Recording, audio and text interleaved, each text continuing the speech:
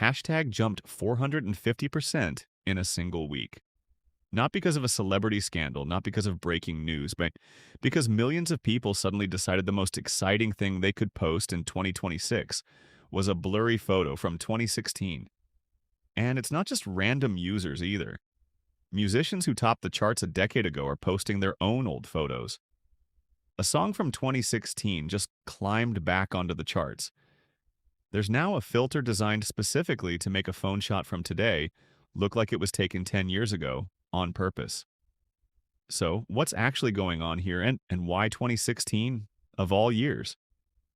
Let's establish just how big this actually got because the numbers are genuinely wild.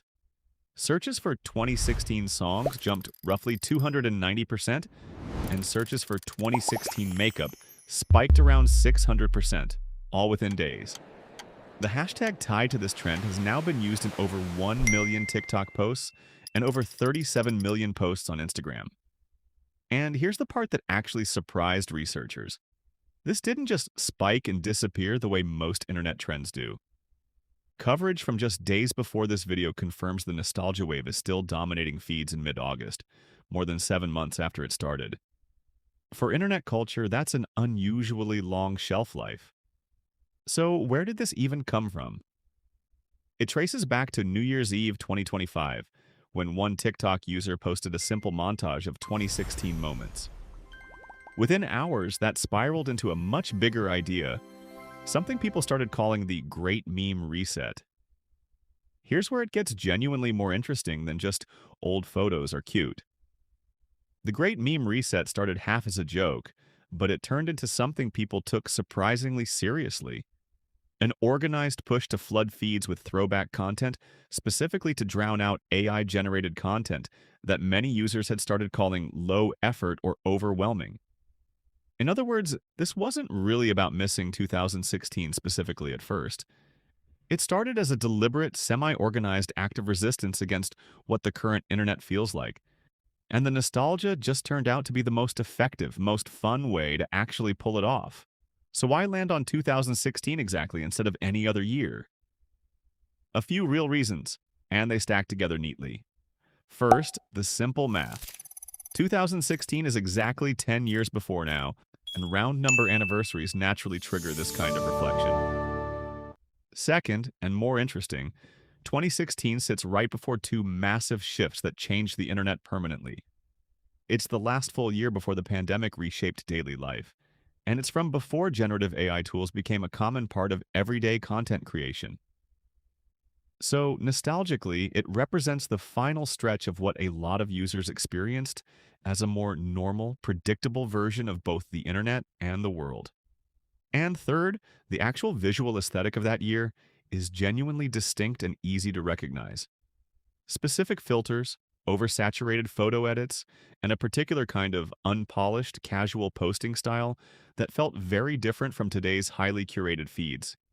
That specificity is a big part of why the trend spread so easily.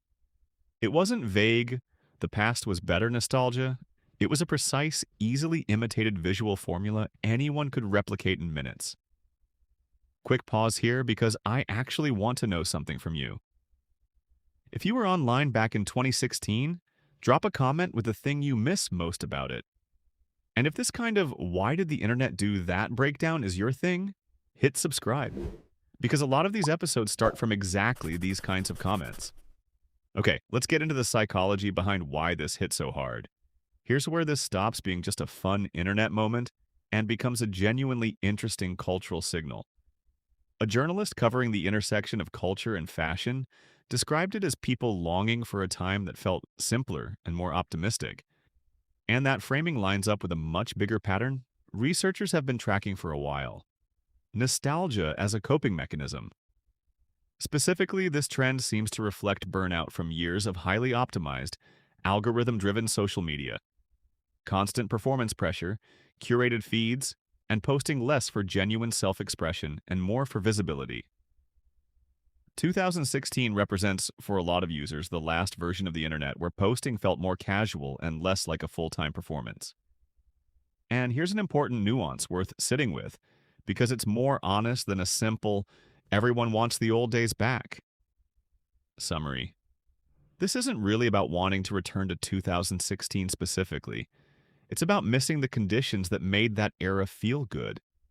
Being able to exist online without constantly performing, without a personalized echo chamber deciding exactly what you see and when. So this trend isn't really time travel. It's more like a coping strategy dressed up as a costume party. Millions of people simultaneously deciding to briefly opt out of the current internet's pressures by dressing their content in an older, gentler aesthetic. And this isn't staying confined to personal posts either, and it's already spilling into commercial territory.